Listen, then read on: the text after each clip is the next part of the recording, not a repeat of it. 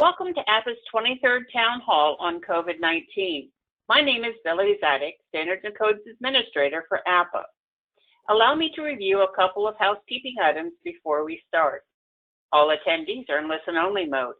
We ask that you utilize the chat box for the Q&A segment of this session. While we attempt to respond to all questions submitted, should we run out of time, responses will be posted to APA's COVID-19 RAQ Recently Asked Question webpage. We also remind participants to ensure their speaker volume level is set for your comfort. Our speakers are gathering us from across the continent, and as such, varying volumes will be present. Today's session will award professional continuing education credits as well as APA credentialing points and AIA CLUs. For AIA certificates, please email Billy at Billie, B-I-L-L-I-E, @apa.org, along with your AIA membership number if you have not done so in the past. Our webinar recording will be posted to APA's website later this afternoon. Additionally, you will receive a follow-up email within 72 hours providing a designated link to all webinar recordings, presentation slides, as well as information on upcoming webinars and town halls. At this time, it's my pleasure to turn this over to Lander Medlin, APA's Executive Vice President, your moderator for today. Lander, take it away. Thank you, Billy. Thank you, Suzanne, for all your work on this as well. And welcome all attendees. We appreciate your engagement in these town hall meetings as we further explore the impact of COVID-19 on our facilities organizations and the education enterprise. Our town halls occur every other Friday with a different target and focus. So our next one will be on November 6, 2020, with a focus on planning for new realities, shifting your mindset. Our hearts and prayers go out to the folks in Colorado with now the 2 largest fires in its history. Wow, awful climate change. As always, thank you for joining the dialogue. Please post your questions at any time. That's what makes this a rich conversation and the special community we share. As schools have managed their many and varied reopening strategies, the resulting financial upheaval from unplanned COVID PPE and technology expenses and significant income losses from reduced student enrollment and corresponding auxiliary fees is real. What does this spring look like, and what should we expect a year or two from now? That's why we chose this topic today, looking forward, financial ramifications and impacts of COVID-19. To that end, we have a stellar panel who will share their assessment of the budget and financial road ahead and ways they are managing these seismic shifts. As such, here's the format for today's town hall. I'll provide an introduction to set the past 2 weeks' context. I'll introduce each panel member who will provide their remarks, then address your questions and conclude by highlighting additional resources and final closing remarks. Halloween has arrived early. We're living in scary times. It was just 2 weeks ago I said the next few months could get ugly. We're already there. The pandemic is accelerating and virus surges are hitting us with a vengeance virtually everywhere.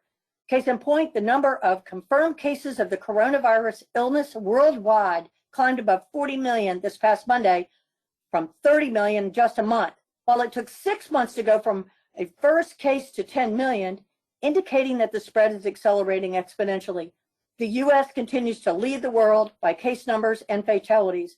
With just 4% of the global population, the U.S. has 8.4 million cases, or about 20% of the global total, and over 223,000 deaths, more than a fifth of the global total.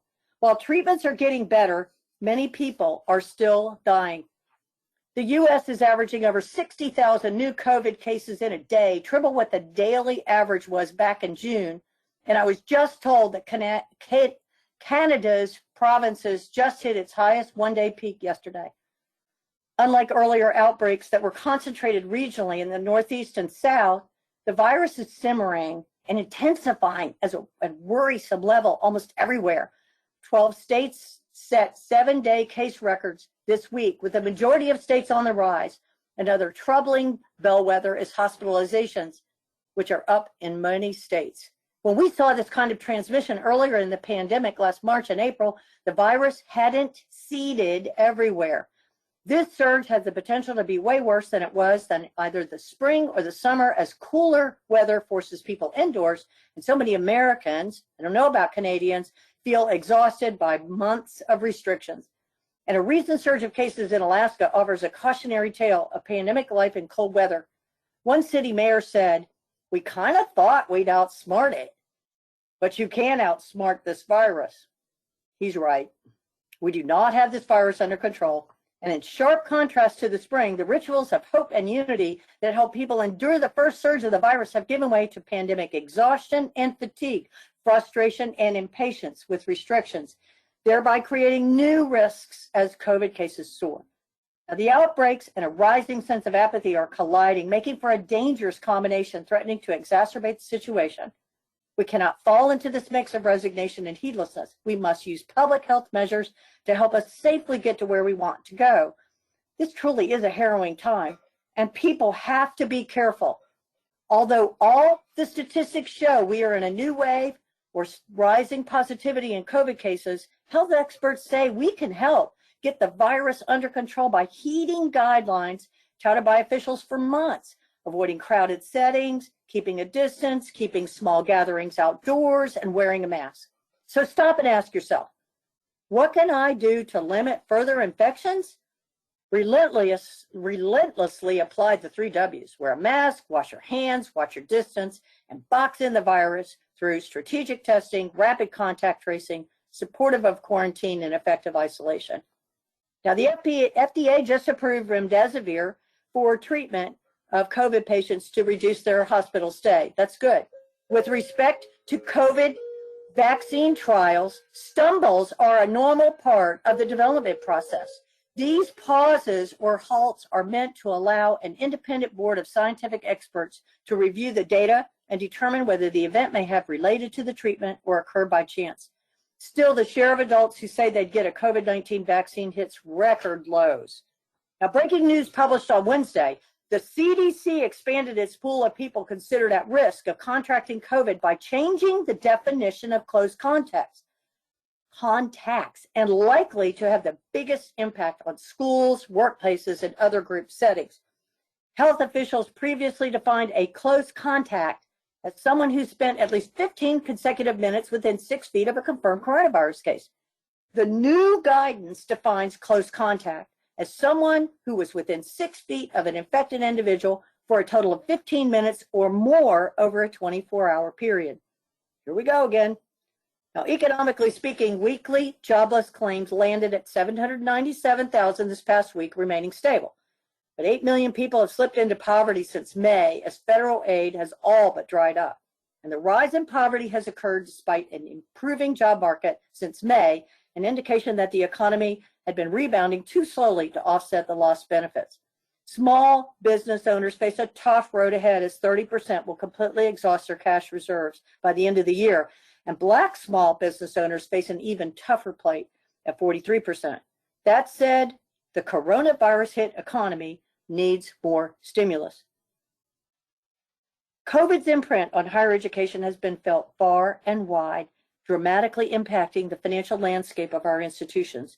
As we grapple with increased competition for limited resources and face funding challenges for everything from tuition to state support, COVID safety measures to virtual learning technologies, for sure, unprecedented financial uncertainty looms large for higher education, from constrained budgets, demographic changes, deteriorating campuses, and more that have been amplified and accelerated by COVID. Specifically, undergraduate enrollment for the fall is 4% lower than a year ago for all institutional types, with freshman enrollment down nationwide by 16.1%. That's staggering. And first-time community college students dropped a startling 22.7% from a year ago. Decreases across all racial and ethnic groups are steeper, and undergraduate male enrollment fell at nearly triple the rate of the drop in female enrollment, 6.4% versus 2.2%. Now, graduate enrollment did increase, but only by 2.7%. And Dave Button, who's one of our panelists for University of Regina, I believe says that there are, they've had good enrollment numbers, and he may he may help us with an answer to that. As such, the last 8 months may indeed represent the most painful period in the history of American higher education. Although in the main, full-time faculty and other staff members have been impacted to a lesser degree to date, the temporary to permanent nature of layoffs, furloughs, and belt tightening is about to turn grim in the months and years ahead. Recognize that the previous move to replace high school graduate enrollment declines with international students is not an option. Creating new programs to attract adult learners can be a costly venture, and most do not have the financial wherewithal right now to do so given the impact of pandemic-related expenditures. Early retirement incentives, position attrition or salary savings, academic program eliminations, and the like will be on the table and will be painful. The possibility of unprecedented cuts is real as sources to close the funding gaps are drying up. All could purportedly imperil higher education's ability to fulfill its mission. Permanent cuts across the entirety of the workforce looms large given the incredible stress on institutional budgets now and for the foreseeable future. It is with a sense of urgency that facilities professionals consider these challenges by strategizing ways to streamline operations, optimizing, offloading, or shedding capital assets, and reimagining how to navigate through this crisis both short and long term. Our panel today is very concerned about these issues and will provide their own analysis of the situation and how they have pivoted to proactively reposition their organization and institutions' efforts moving forward. Now let's get going with our first panel member. Kevin Kruger, President and CEO of NASPA, Student Affairs Administrators in Higher Education. Prior to his role as president, Dr. Kruger worked for 18 years as the Associate Executive Director and served as the Chief Operating Officer and Chief Financial Officer for NASPA. He has held a range of student affairs positions at Southern Methodist University and the University of Maryland. Dr. Kruger is well published and an accomplished presenter on the national and global stage. Dr. Kruger received his MA and PhD in Counseling and Personnel Services from the University of Maryland, my alma mater. Given Kevin's role, he is in a perfect position to give us the current outlook for auxiliary enterprises, housing, dining, student unions, what he sees on the horizon and well beyond. Kevin? Lander, thank you very much. For those of you listening in, I got to tell you, you are blessed to have somebody of Lander's capability and vision in that role. Lander and I have known each other a long time. We go back to our University of Maryland days. Lander, always good to be in your company. So let me share a variety of things. And as Lander said, you know, the viewpoint here is not terribly optimistic. So I want to sort of just acknowledge that up front. But before we even get into some of the darker stuff, I am still bullish on the enterprise of higher education. So while it may seem bleak, we do have a couple of years to get through. I think the long-term prospects are positive. Both budgetarily and also around outcomes. I did a speech earlier this week to a group of general counsel and legal folks, and I took headlines just from this week, just this 1 week's of headlines to kind of to see the kinds of the framing that we have to deal with. I'm just going to read them off to you. And this is from Chronicle, Inside Higher Ed, Education Dive, variety of sources. First one, Lander talked about, college enrollment declines deepen. Second, is it safe for colleges to send students home for winter break? Third, permanent budget cuts are coming. The outlook for higher education was dim even before the pandemic. Next, COVID-19 pandemic could slash 2021 state revenues by $200 billion. Colleges are in for a racial reckoning. The pandemic has pushed hundreds of thousands of workers out of higher education. And lastly, winter is coming.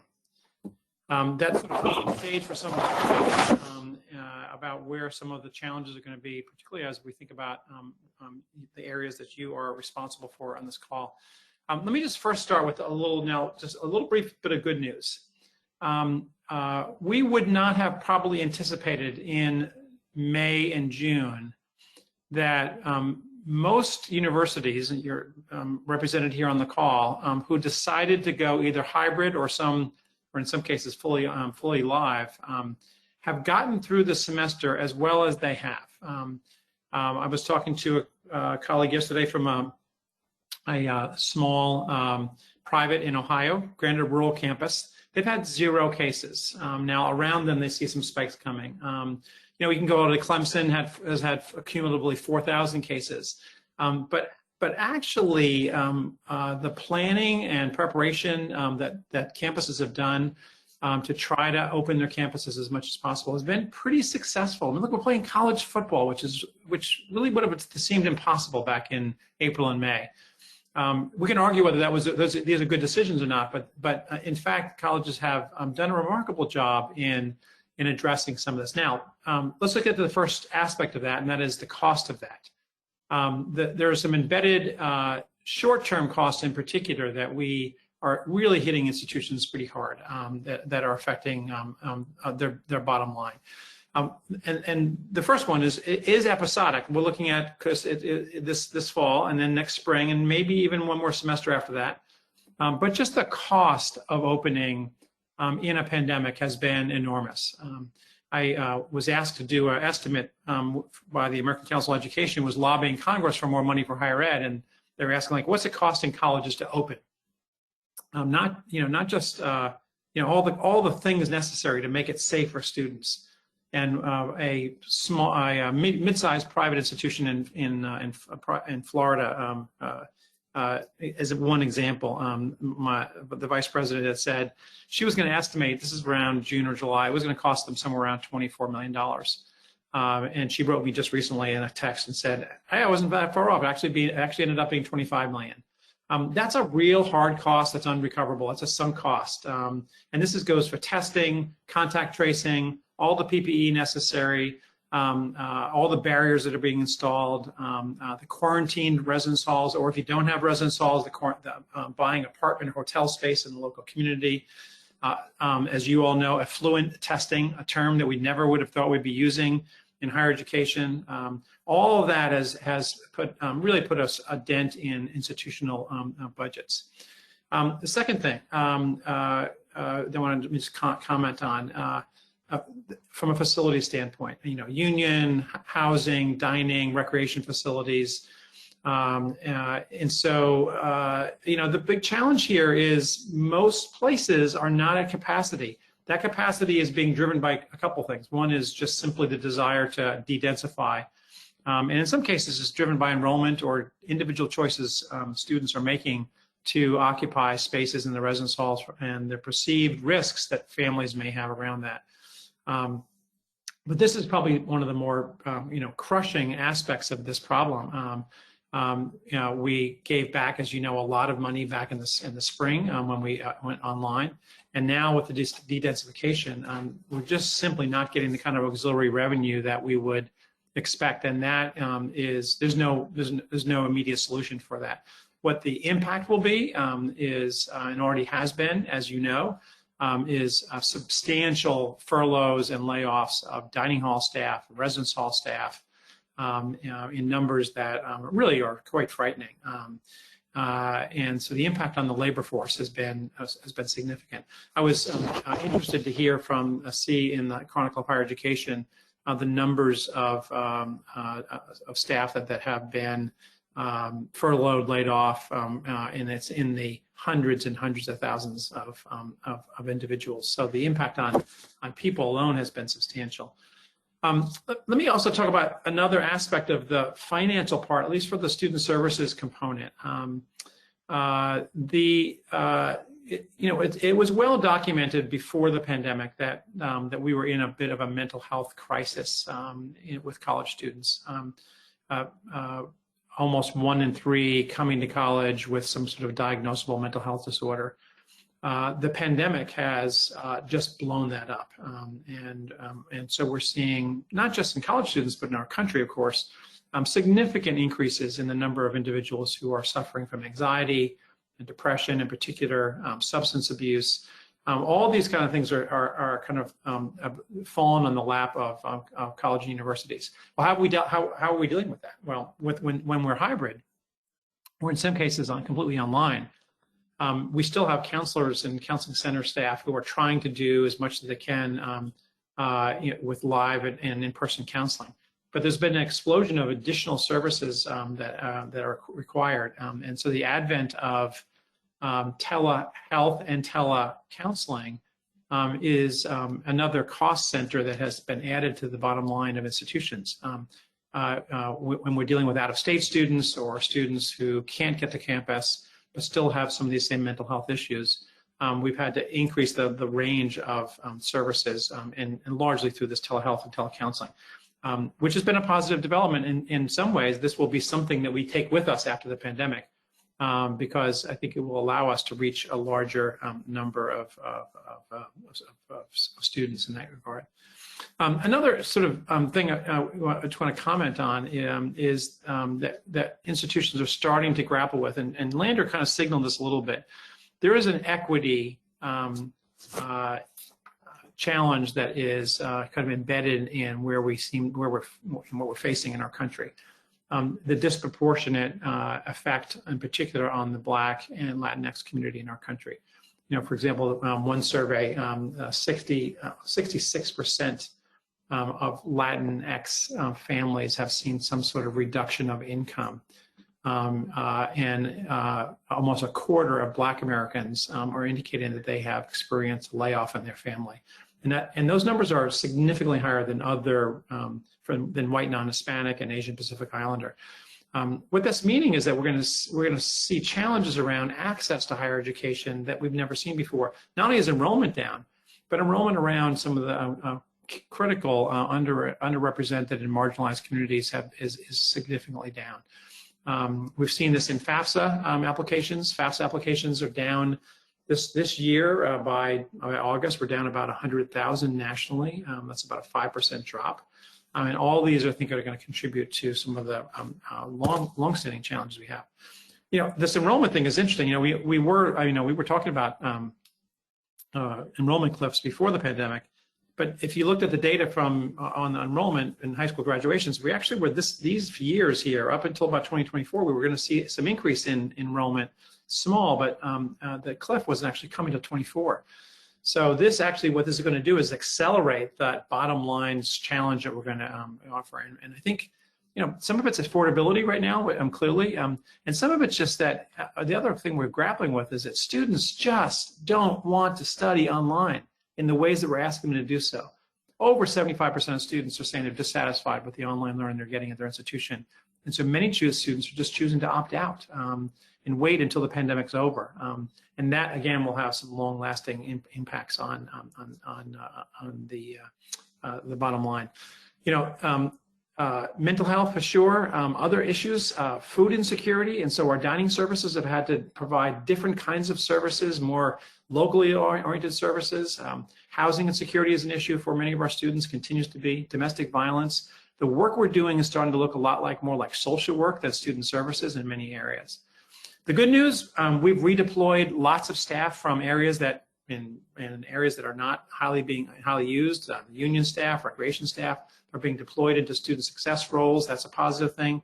Our student unions have become critical to delivering classroom space on campus. Many student unions, as you probably know, are being used ballroom space for socially distanced classes when they can offer them online. So our auxiliaries have been a really good partner in the academic mission of the institution. So a lot going on, Lander. I think there's some good nuggets in here, and I think what we'll see coming out of the pandemic is some practices that will be some efficiencies, I think, and some new ways of doing business that might allow us to reach more students. But in the short run, wow, are we in some deep trouble? I think from a student services standpoint, we are looking at some substantial impacts on staffing and budgets. The challenge, of course, for an institution is that student services is about 8 or 9% of the budget. So what we're going to see, fewer academic programs, less full-time faculty, more adjuncts. It's going to really begin to change the nature of the institutions that we're all occupying. So I'll stop there, and we'll look forward to some more questions. That's excellent. I have to agree with you in your opening line. As desperate as the situation is, when I cast that net from the media and all the stats, I am truly bullish on higher education.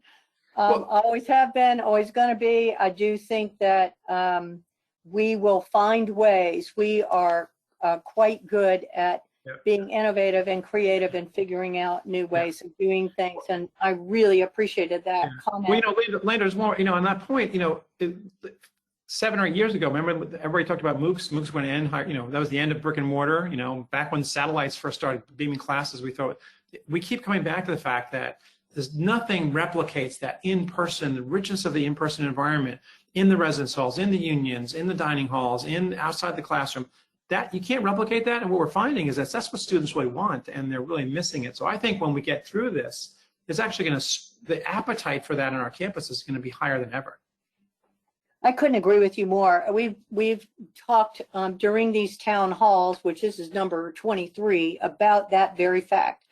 I really liked when you said and connects the dots to that comment about the planning and preparation. I don't care if you're in student affairs, you're in facilities, you're on the collaboration, the partnership, and making that successful. People said it couldn't be done, didn't they? Mm-hmm. They That's said, right. no, it can't be done. Well, Yeah. when we're faced with, what do you mean it can't be done? We're going to make it happen. And colleges and universities really did do a remarkable job. It doesn't mean that we're not incredibly challenged at this point and moving forward with the next few years.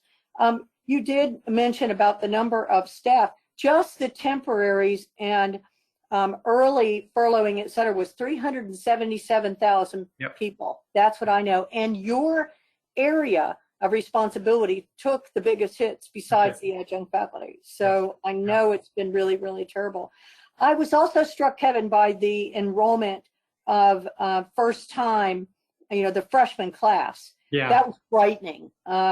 Right. And when we get to Q&A, I know people have questions about that. I'll ask our other colleagues about how they're experiencing that, because that becomes a deficit in the next second, third, and fourth year. So really right. great comments. And I appreciate it so much that you're doing this. So now I'm going to move to our second panelist, Randall Gensler, Vice President for Finance and Administration, Treasurer at Loyola University, Maryland. Randy oversees the offices of Financial and Treasury Services, Budget and Planning, Technology Services, Human Resources, Facilities, and Campus Services as part of his move to Loyola in May 2011. Prior to joining Loyola, Randy served at Philadelphia University as the Vice President for Business and Finance, Treasurer for 16 years. Randy is a graduate of Elizabethtown College, where he earned his bachelor's science degree in accounting, hold an MBA from Philadelphia University, and attended Harvard University's Institute for Educational Management. Randy is the past president of IACUBO, past board chair of NACUBO, and presently serves on APA's credentialing board. Randy will talk about what they did first to mitigate losses, then to proactively focus on a viable and sustainable operation, and finally strategically address how the campus should function to remain competitive and viable. Randy? Thank you, Lander. I appreciate the opportunity to be part of this panel discussion. I also appreciate the support APA provides to our industry, and Ken, to your work as well at NASPA. Higher ed associations are key to providing the support that we all need, or all of us with the boots on the ground. So thanks to all the work that you do to support us and help us to move forward.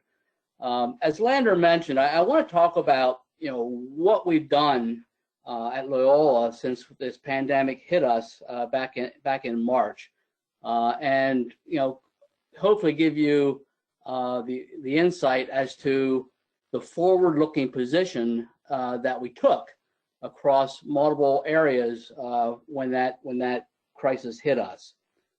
This pandemic has taught us the hard lesson that no individual, no sector of the economy, and no organization will emerge unscathed. For higher education, quite broadly, and for all of our institutions, the financial impact, one could say, was immediate. As important to what we do now in response is a longer-term transformational and restructuring we will be required to put in place to ensure that we remain financially sound in the critical years in front of us. When the pandemic hit in March, I stressed to the university leadership the importance of focusing on, one, how we navigate through the remaining months of fiscal year 20. 2, how do we plan for the anticipated impact to fiscal year 21? And increasingly important, 3, how we focus an eye toward the future. That will be fiscal year 22 and beyond. We needed to ensure that all 3 of these were on our radar and that our approach to addressing them remained grounded, tightly managed, and moved us toward business continuity and financial sustainability. Loyola took immediate action in March to mitigate the financial impact of the $12.5 million loss of revenue for spring semester room and board. We immediately froze open positions, capital, and all discretionary spending. We found that our savings in operations and facilities ended up being greater than what we anticipated. It was amazing as to what you save operationally when you're not open for an extended period of time. Despite this loss of $12.5 million of revenue and the fact that we continued to pay all employees, regardless if they could work remotely or not, through the end of our fiscal year, we were able to drive out a positive net operating margin for fiscal year 20. I was very thrilled that we were able to manage to that level of bottom line. While we were managing the impact of fiscal year 20, we took immediate action to manage the future impacts caused by the pandemic, beginning with fiscal year 21. We developed a 4-year budget scenario model ranging from marginal to worst case. Each scenario consisted of various assumptions around the incoming undergraduate class size, the returning student retention, graduate revenues, and the discount rate. The budget impact of these scenarios resulted in a shortfall range of $3.5 million marginal to $21 million worst case. And this was with the assumption that students would be returning to campus in the fall. We then layer on top of each of these scenarios the loss of revenue and the reduction of expenses that would occur if students did not return to campus in the fall. These scenarios produce budget shortfalls ranging from $31 million to as high as $50 million. These were staggering amounts when you consider we operate on a $305 million annual operating budget. Given the potential loss of revenue, we also completed a cash flow analysis that looked out 18 months. I wanted to make sure we had the proper liquidity and ability to meet payroll and operating expenses should any of these more severe scenarios play out.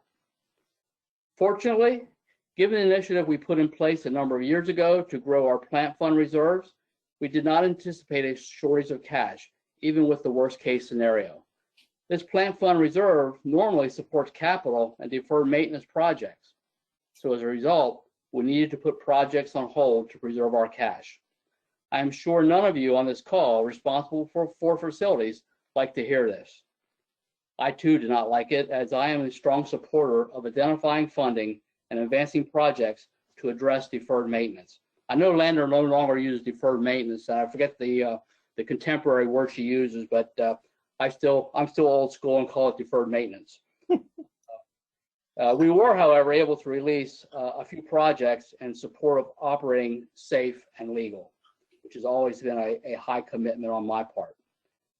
With the support of the Finance Committee and the full board, we aggressively and proactively moved forward with budget reduction actions shortly after closing our campus and sending students home in March, and before the start of our fiscal year 21.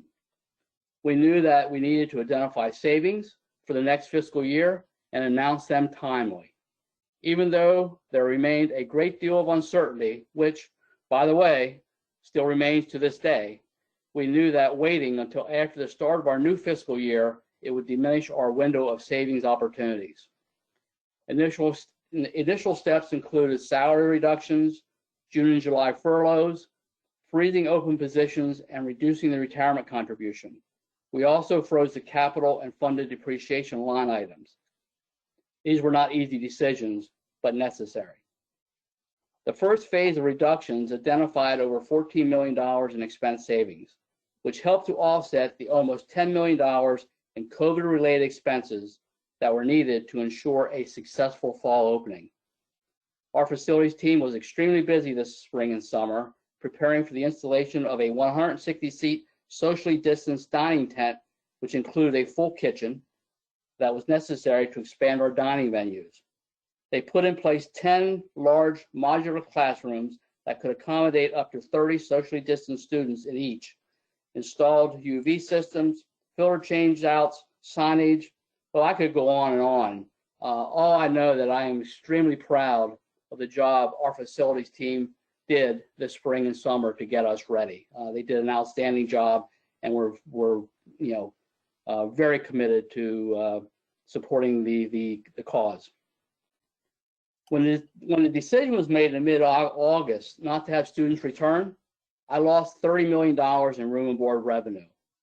This moved us into one of the more impactful scenarios.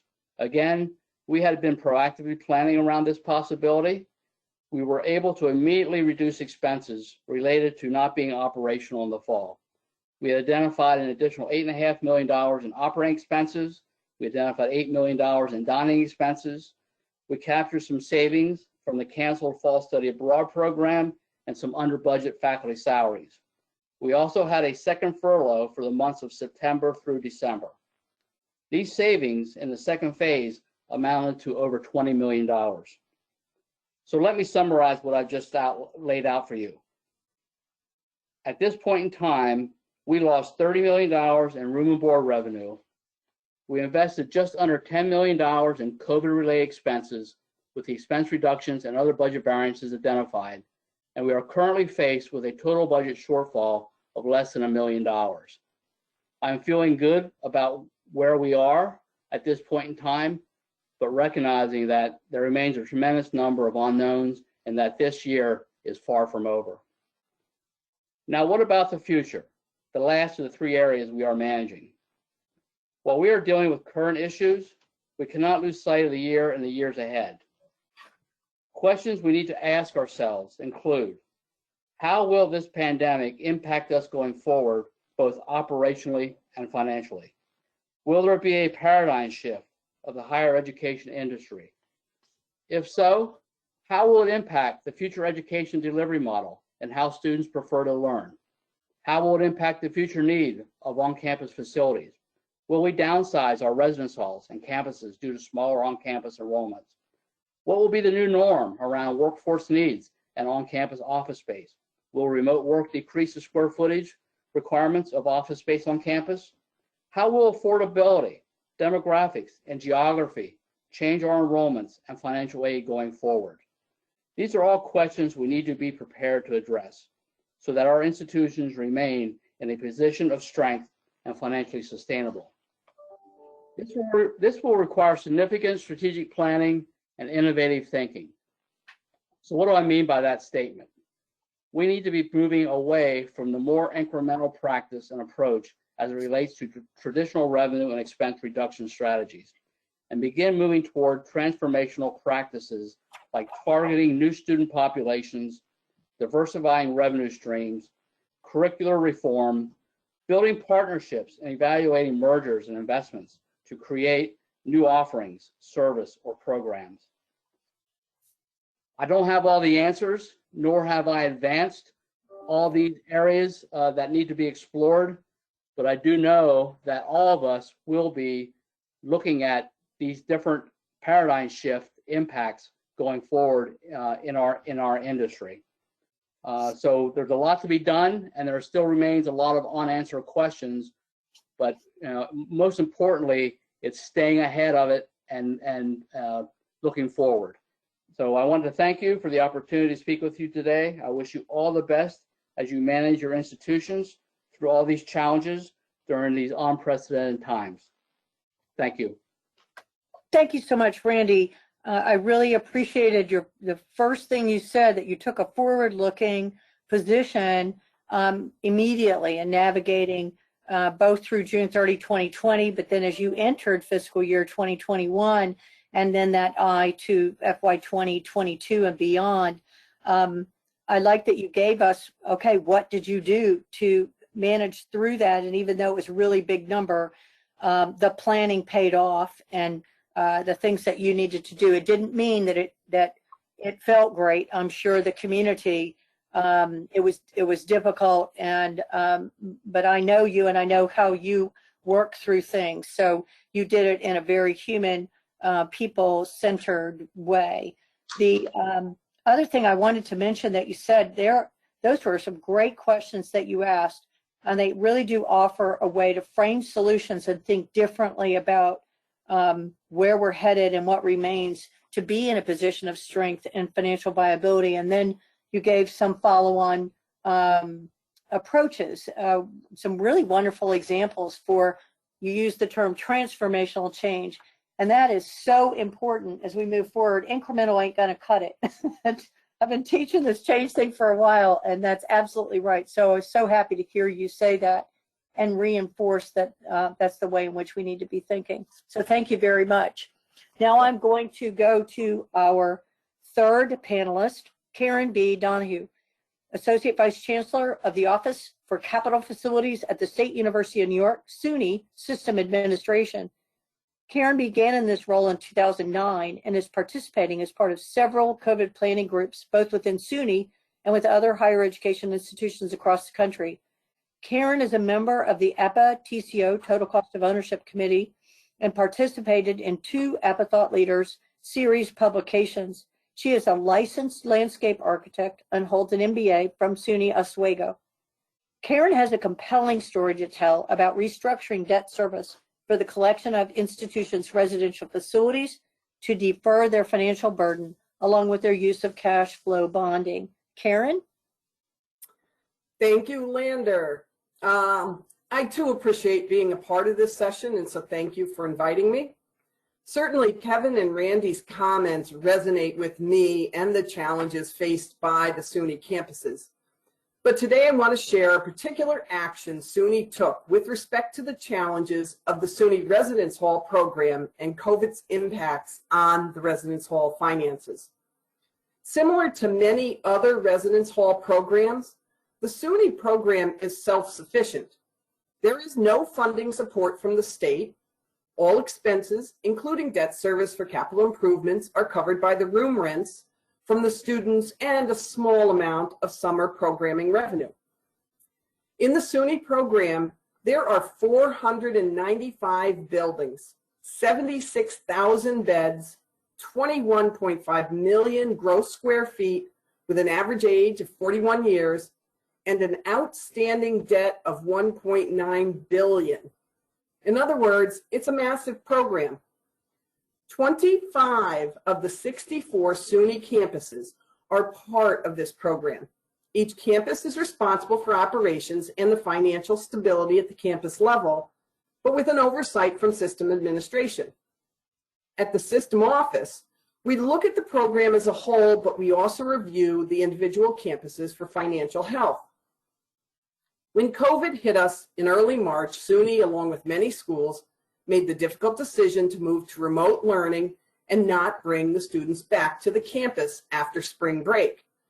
This, of course, led to refunds for the student housing in the neighborhood of 20 to 25% of the annual revenue, which totaled $133 million for the SUNY program. It was also fairly clear all summer revenue would be lost and fall revenue was questionable. Before COVID, the program had projected an annual net gain of $68 million for the program for that year, but $133 million in refunds flipped that quickly to a loss of $65 million. It was clear something had to be done. Working with the Dormitory Authority of the State of New York, called DASNY, the entity who issues the debt for the SUNY program, a debt restructuring was proposed. This process is affectionately known as scoop and chuck. And if you could change to that slide, that would be great.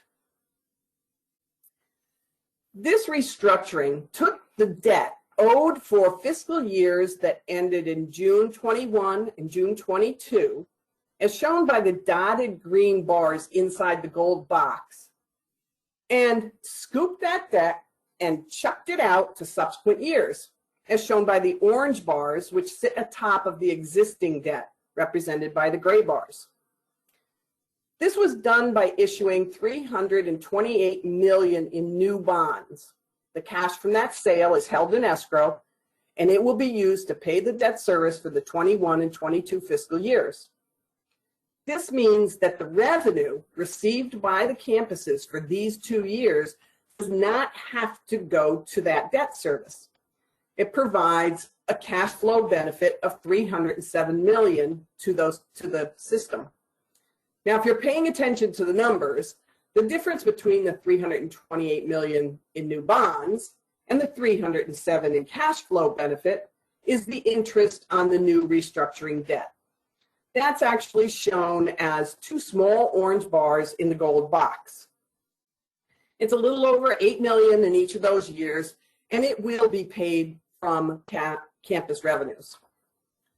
So this restructuring plan was viewed very positively by the rating agencies, in this case Moody's and Fitch, and they classified it as a prudent move by SUNY to help navigate the challenges of the next couple of years.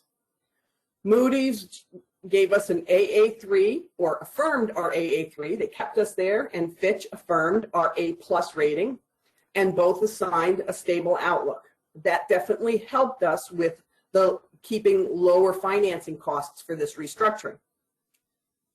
But this short-term solution does come at a long-term price.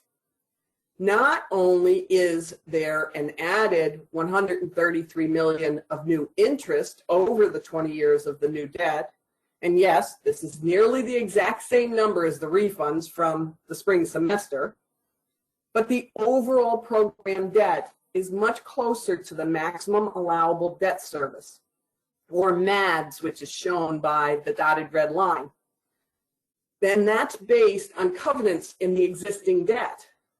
This particular MADS is actually based on pre-COVID performance and is expected to be lowered significantly once the current year's financial books are closed. As a result, the ability for SUNY to bond for new capital improvement will be limited by this restructuring action.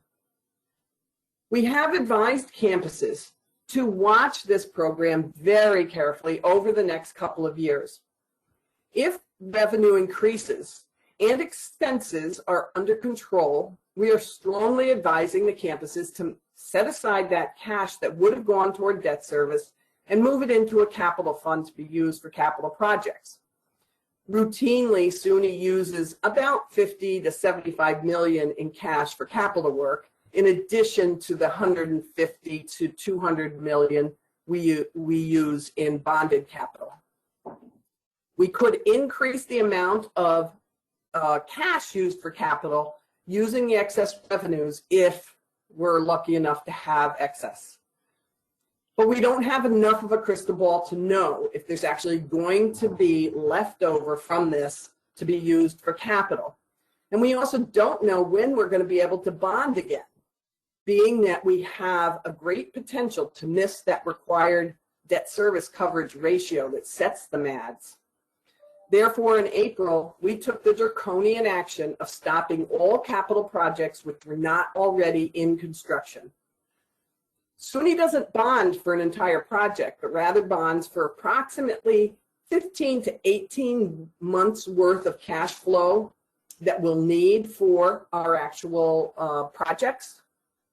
And then when we start to get low, we will bond for some additional cash for continuing those projects.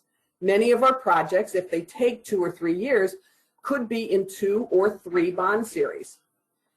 So knowing this, knowing we will not be able to bond again, or we don't know when we'll be able to bond again, we had to limit the existing bond cash to current contracts. We have to be able to have enough to pay those. We also needed to make sure that we retain enough of a pool to handle any kind of emergency cash needs for capital for problems that might occur in buildings. Fortunately, we had bonded late last fall, shortly before the pandemic. So we started with a good pot of cash as we headed into this, but we don't know when we are going to be able to bond again and have cash for future. The pause on the capital is going to continue until we have greater clarity in the overall program health. This Scoop and Chuck restructuring was a lifesaver to our program, but it is also going to hamper the program for many years to come. Also, both DASNY and the banking community made it very clear. This is a one-time action. They thought it was a great thing for us to do, but they're not going to let us repeat it again. Along with that and the many other unknowns as to the future of this pandemic, we made the decision to do 2 years worth of debt instead of just one. But again, that hope is the second year wasn't really necessary, and we could take and redirect that excess instead into capital and keep our capital projects moving. We are all waiting to see how this will unfold, and certainly we're all hoping for the best. And with that, Lander, back to you. That's terrific. Karen, you have really done something quite magnificent here, and I know that your institution's business officers were quite appreciative of the effort, and I think it took you well over a month in August to pull this kind of thing off. As you described what you had lost in refunds and then what you were going to have in terms of the long-term interest, still you had a solution that helped free people up. That short-term solution really, I'm sure, was almost incalculable, because they could focus now on the other things that they needed to get these institutions open or online or hybrid, as we've all seen. So I really appreciate, and you did it all by keeping the rating agencies happy. I don't know how you accomplished that.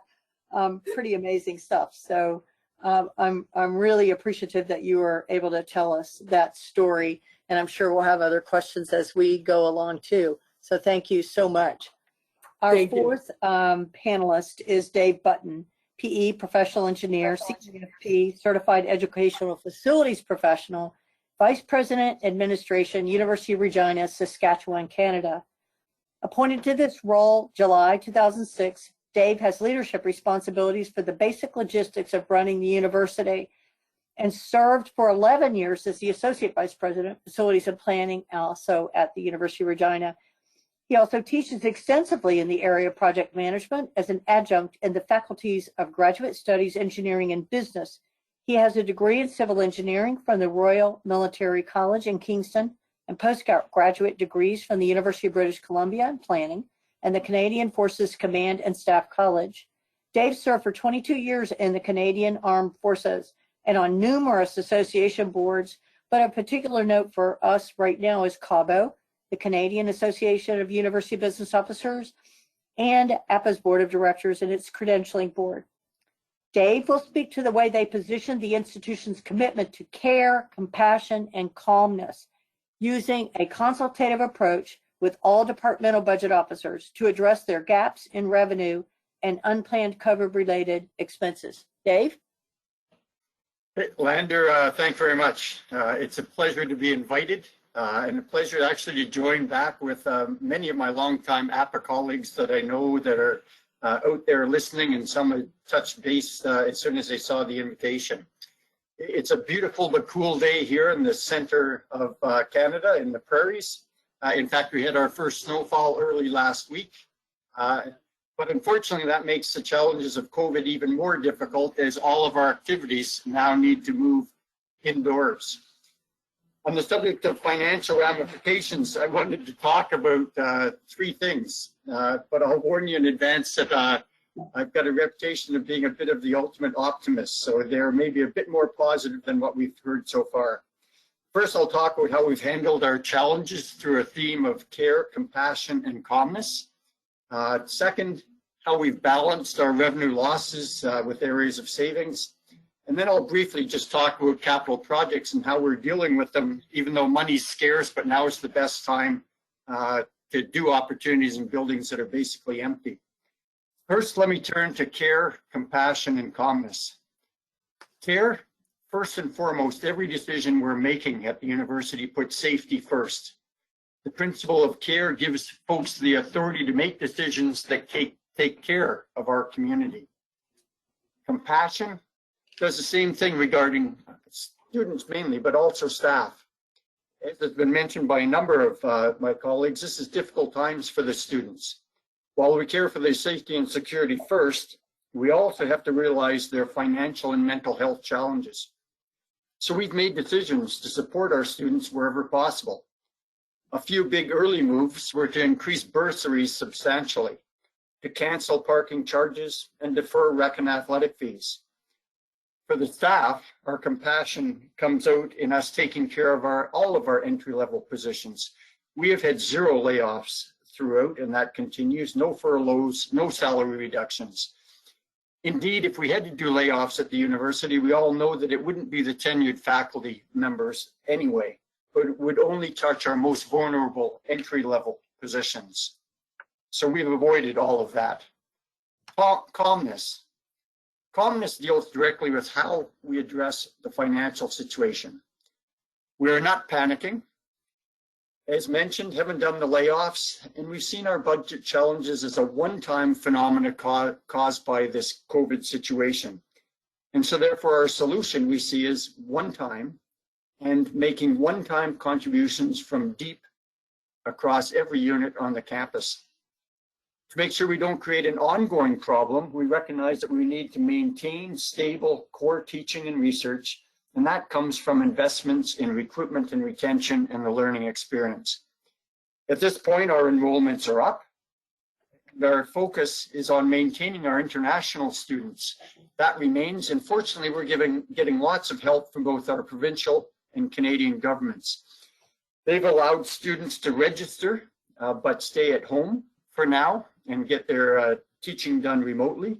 And just this week, there's been a government initiative that has opened the borders for students to come to Canada to pre-designated learning institutions like ours at the University of Regina, who have a government-approved quarantine plan.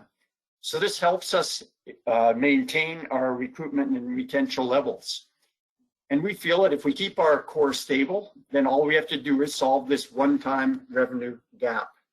We also, since we've moved 100% remote, we don't have those expensive COVID expenses to take and create temporary infrastructures to teach on campus.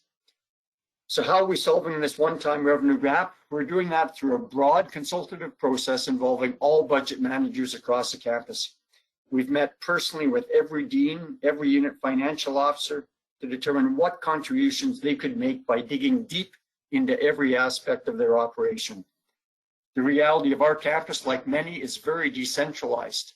And as a result, our solution can't come from the center, but needs to come in a decentralized way. And we want it to come with basically volunteer contributions that are deep, but in a fair and equitable manner. For units to dig deep, and it is around an 8 to 10% one-time contribution, you need to dig into pet projects and reserves that might have been built up for years to try and establish some new initiative, but it requires trust that if a second shoe drops or further bad financial news happens, that we actually have their backs. As such, while we talk about a one-time contribution, we also need to make a commitment to prepare and plan for the future as well. At this point, I'm pleased to report that we have, in our case, the $14 million gap, 100% covered with one-time contributions, and we've continued our air of compassion and no layoffs. Going forward, there's a commitment to this continued consultation amongst the entire senior leadership team. Now turning to some of our revenue losses and our anticipated savings. While we hope that it's only a one-time career phenomena and only a one-time financial challenge, we do recognize, as other speakers have said, that it will take time to get back to a new normal. Some of our current revenue challenges I describe as binary. We can turn them on and we can turn them off. In some cases, we can turn them on even during COVID, or others have to wait till after COVID is over. Rec and athletic fees is a good one in our case. To be compassionate to the students, we turned that fee off for 2 semesters. But it's a $4 million gift that we can't afford to continue giving. Similarly, parking is the same, another $4 million gift by turning it off. But both will be turned on going forward so we don't have that same gap next fiscal year. But what about the things that aren't so, as I described them, binary, like residences, which will fill more slowly? Knowing that full occupancy won't be immediately, we have built the budget plan with occupancy increasing in phases. But to balance some of these revenue losses, we know that we have to find other places to close this revenue gap, even during a COVID environment. But we also know, for instance, that we spend $6 million a year at the university on travel.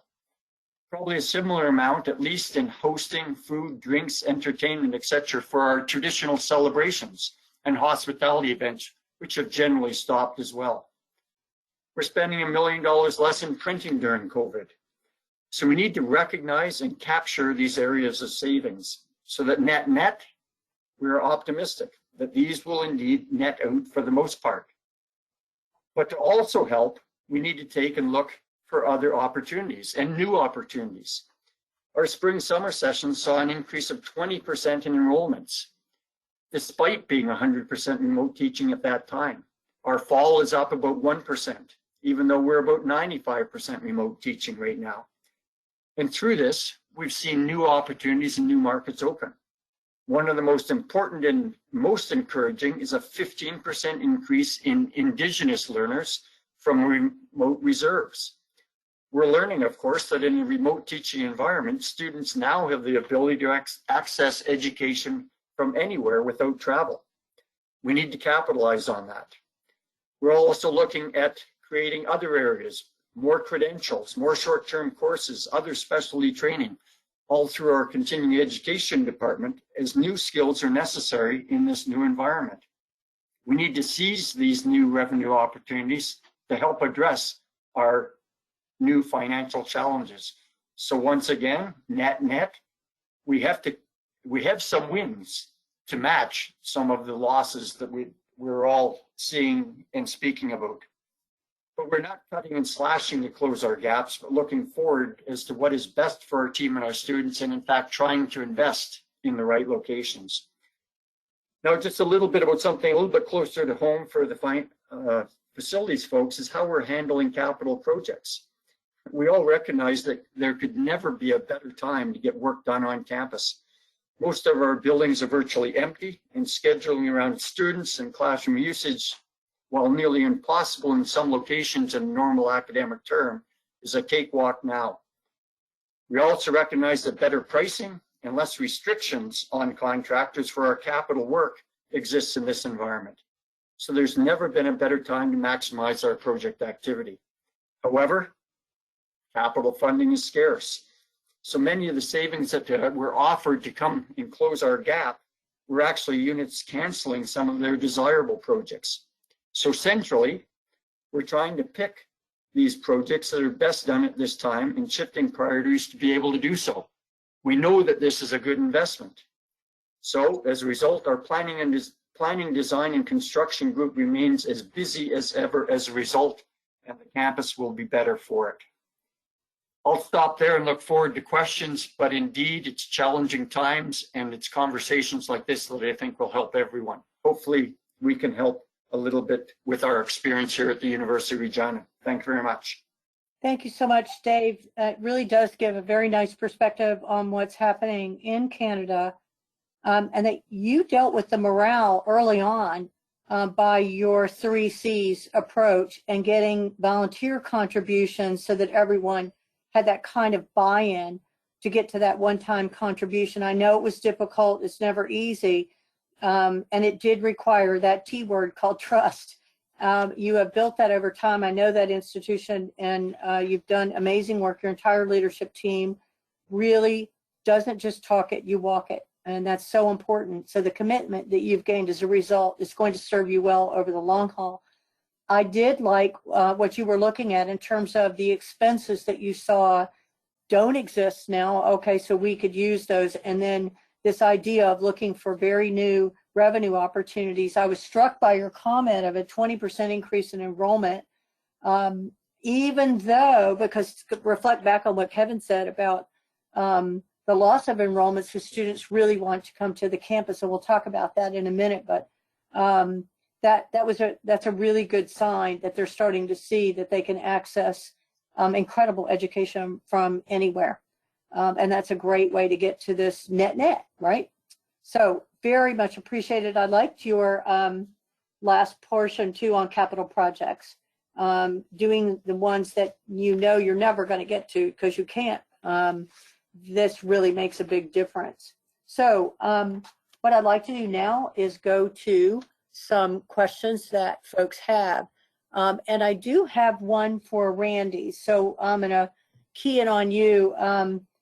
The person said that based on your financial analysis, is asking, was your shortfall of 0.3% because of the pandemic that you actually achieved that number? So the specific question was, based on Mr. Gensler's financial analysis, is it fair to say his campus had a budget shortfall of 0.3% because of the pandemic? Can you clarify that a little bit more for our participants? Yeah, so in the last fiscal year, we had a loss of $12.5 million in room and board revenue, but with the freezing of open positions and the reduction of non-discretionary expenses, we were able to produce a positive bottom line in our audited financial statements. And then as you fast forward to the current fiscal year, we lost $30 million in room and board revenue for the fall semester alone, and we also invested $10 million in COVID-related expenses. So that's a $40 million additional resource need or loss of revenue, and we reduced expenses that allowed us to get within $1 million shortfall. So basically, we identified $39 million of reductions or additional revenues to get us to a current, as of September 30th, $1 million shortfall. But the year is not over. Up in the air is what happens in the spring semester. So it's just a snapshot of where we are as of this point. Excellent. Okay, so Wayne, let us know if that got to the heart of what you were asking. There's also a question for you, Dave, that mentions the University of Regina budget shortfalls were met by one-time $14 million funding. Were these public or private funds? I think we were looking for some clarification there. Yes, thank you very much. Good question. In all cases, they were public funds. In fact, we are almost 100% publicly funded. Are basically two revenue sources. One is tuition and one is government grants. And so any private funding we tend to get goes to targeted things like scholarships or a particular capital project. But the funding, the one-time funding, came from basically surpluses in operating that folks had put aside to take and come up with a future initiative. So either to take and renovate their space, buy new furniture, hire new temporary instructors, not permanent tenure track, all important initiatives. So it was just a reprioritizing of money that they had digging deep into the bowels. And if you look in any organization, much like your own household, hopefully someone's got a small reserve somewhere. And if you can get to the level of trust that everyone is contributing, and you believe that this is a better method than to lay off or to do something that is a little bit more emotional and more impactful to individuals on the team, then you are able to find and dig deep. And that's what it took. It took some really pointed conversations with faculty deans, administrative leads and their financial officers, etc., to really get to the level of trust to find the gap. And so 8 to 10% from every unit is difficult, but it does exist. Very good. I really appreciate the clarification, and I know that our participants do as well. Kevin, I want to go to you, and this is not a softball, so you can throw a hard ball back at me. One of our colleagues had asked, given all the changes that we have responded to, and you had mentioned that now you're seeing mental health services coming out of this in a very positive way, but that he asked us, when all this ends, which it will, which I like that, what will the college experience look like?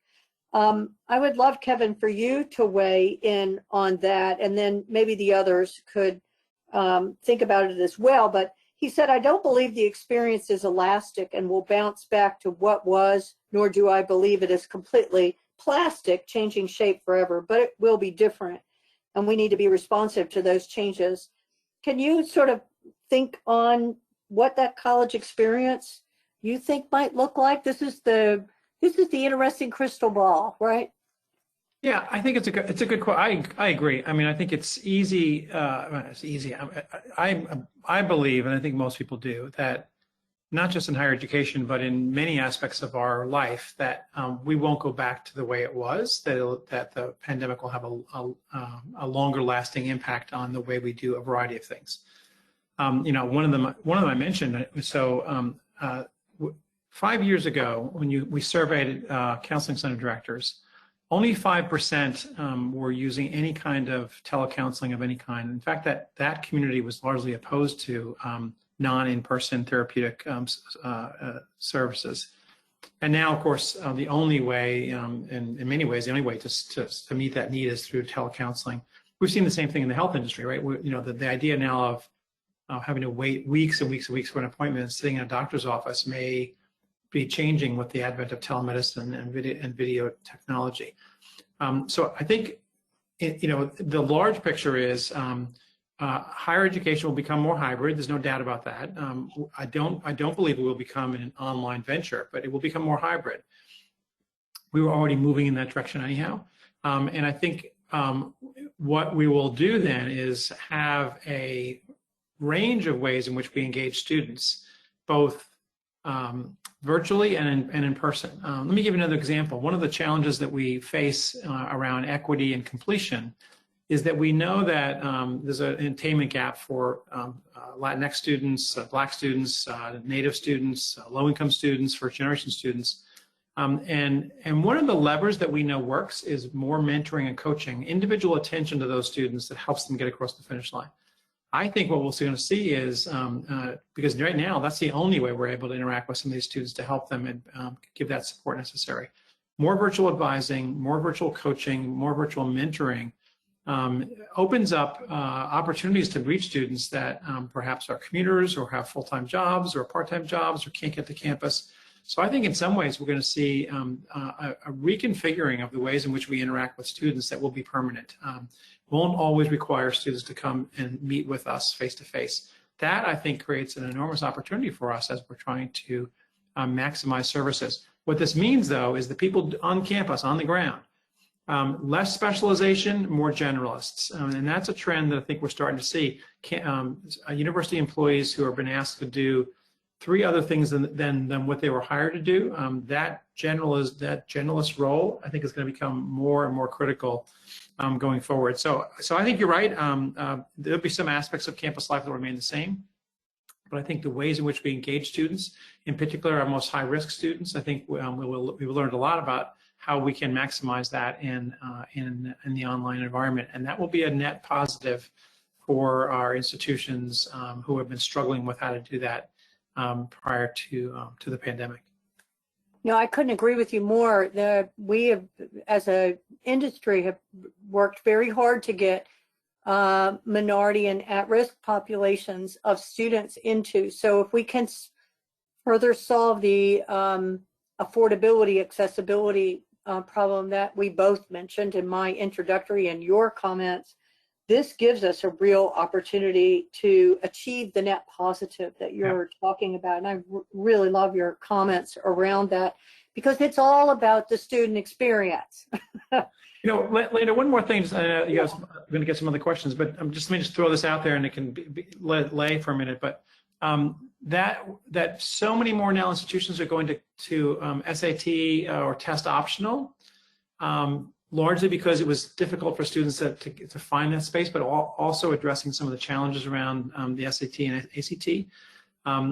I wonder whether we may start to see the unraveling of the U.S. News and World Report rankings in a way that will allow us to move dollars from merit to need, and that could be a really positive movement in higher education as well, as we're trying to address affordability issues, particularly for marginalized communities. That's really great. I think that's a great add.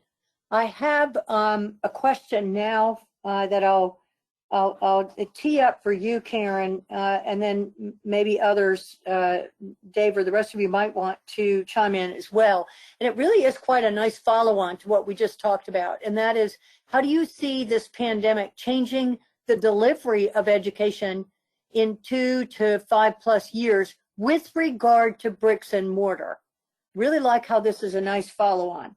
So Karen, do you want to dive into that a little bit, and then I'll see if our other colleagues want to take that on as well. Certainly, Lander. Thank you. Yes, that's a great question. And, you know, we had been talking about that question even pre-pandemic, but this has certainly changed that discussion quite a bit.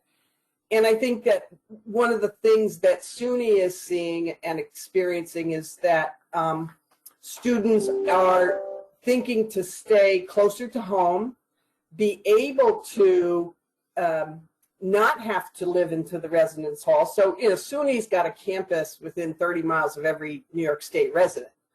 So, but typically a lot of our students leave their hometown and go to one of our other campuses. We expect to see a lot of that change. We expect to see a lot more of the hybrid learning, because while, yes, the in-person learning is critical, there are some courses and some types of things that do lend themselves well. I actually completed my MBA totally in a remote process, in an online program. And for me, it was actually perfect because I wasn't about to drive up to Oswego to go to school while I was working full time. But others really still will continue to have that in-person experience that they want. But I think there'll be a little bit less of the residence hall experience. There'll still be some of it, but maybe more community college for the first 2 years, and then maybe some residential experience. So there are a lot of things that I think could change here, and we've got to just keep watching and looking and seeing how we can work with the changes as they're occurring, and then look to the future and do as much as possible to plan for what might happen in 2, 3, 5, 7 years down the road. Very good. Dave, did you, and I'm certainly, I'll open it up to the rest of the panelists, want to make a comment about that?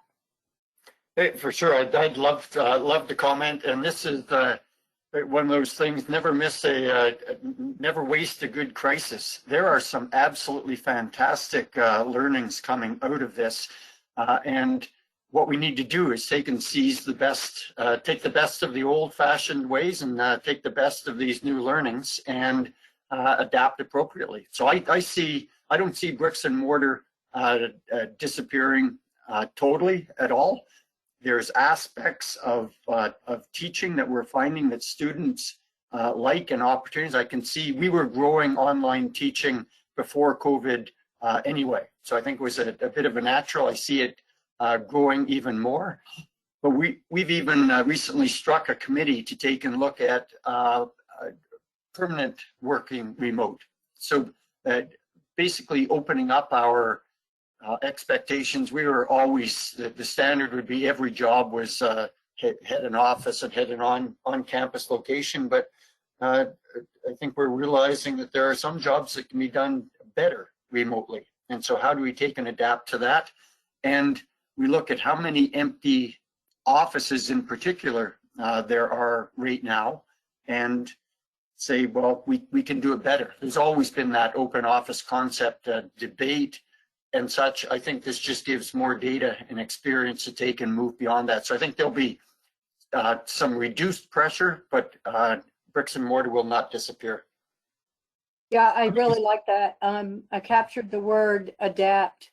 And I think, Randy, I wanted you to tap into this because the phrase you used about really thinking in a transformational change way, that's way you're guiding your institution and discussing with your colleagues moving forward. Did you want to add to that as well? Yeah, thanks, Lander. And I think to Karen's point, about geography, we saw the highest number of incoming students this year in some time of Maryland residents. So we are seeing the effect of students wanting to stay closer to home. I think from a paradigm shift and where the industry is heading, we at Loyola, believe there is tremendous value to a on-campus education, as for some of the reasons that were pointed out by Ken. And as a mission-driven Jesuit institution with underpinning in the liberal arts, we believe that there will always be a need for on-campus education, but it's understanding the transformational change that we need to do on our campuses to make sure that what we're doing and how we're doing it is aligned with the students' desires as our consumer, to make sure that there's not a disconnect and as to how they're transforming their education that they're acquiring going forward. That's great. I'm going to circle back to you, Kevin. I'm going to do another angle on this because you sort of wrapped up some of your comments or talked about, place is very important. And I have a person asking, because this is a nice follow-on to that, given the changes in delivery and bricks and mortar, as just discussed, will the bricks and mortar change in form? And you have a lot of bricks and mortar on the student affairs side of the house that really contributes to the student experience. And so do you see a conversion of classrooms to labs or other space types, especially now that I heard you talk about your unions really being the place for teaching and learning as well. So there may be more blended approaches. Your thoughts about that, Kevin? Yeah, I think, this whole subject about whether we become more virtual and whether how sticky that is, I think is really interesting. One of the challenges, I think, from an outcome standpoint is, we have really good data about what employers want out of their college graduates. They want a set of 21st century skills, communication, innovation, ability to work in teams across cultures, we can go on. It's really hard to acquire those skills, to practice them, and to demonstrate them in a virtual world. It's almost required that you have some of these high impact practices which are kind of live. So I just want to comment on that in particular. So before we just jump to assuming that everything's going to go online, we also need to be careful in higher education that we don't create graduates that employers are dissatisfied with from a competency standpoint. So that's one thing. Will some of the facilities and that become more flexible? Absolutely. As I think one of the other panelists suggested, we have unlocked the door now that says it is not required to be efficient and successful as an employee that you have to sit on that campus. That's going to change office usage, facility usage in a variety of ways. I think that really is kind of exciting. So if you think about that, then what kind of opportunities does that provide for using those space in different kinds of ways? We're always struggling with trying to find smaller ways to make college experience smaller groups, smaller gatherings, that kind of thing. So I think that some of those facility changes could open up that as another learning opportunity for students. That's terrific. I love that. And I was thinking when you were talking about what the employers want, the whole notion of soft skills has become the most critical, right? That's it. How do you going to get those? Communication and collaboration, et cetera, which are key soft skills now. But you can get the other learning, quote unquote, but you can't get those otherwise. So I was really struck by that. Kevin. Yeah, and one last thing, another aspect of that is like we've lost, all through the pandemic, internships and practicums gone, right? And yet we, prior to the pandemic, internship and a practicum was one of the key ways that students were able to develop those skills, and that practicing an internship itself became their gateway to their job. So we've also got to recapture that part of the process. Yes, and I would say, I know from my other research that internships, practicums, work study, all of these things become critical to a resume for a student to get their first job. Am I right, Kevin? Absolutely, 100%. Yeah. So we have got to get that. So, you know, we had this incredible, I get so excited after these because we just opened the door to, you know, as a beginning context setter of, oh my word, what's coming, to very different ways of transforming our institutions. And I'm really excited. I'm reinvigorated by the panel's conversation here. I do have another question from the chat room, and it says, do the panelists plan to have any non-faculty workers work remotely long-term? And how are they approaching that? I would like to open that up to the full panel as probably our last question, because I think you will each have a different view. So let me ask it again. And I will tap first to Dave, and then maybe you folks could chime, go Karen, and then Randy, then Kevin. Do the panelists plan to have any non-faculty workers work remotely long-term, and how are they approaching that? Dave?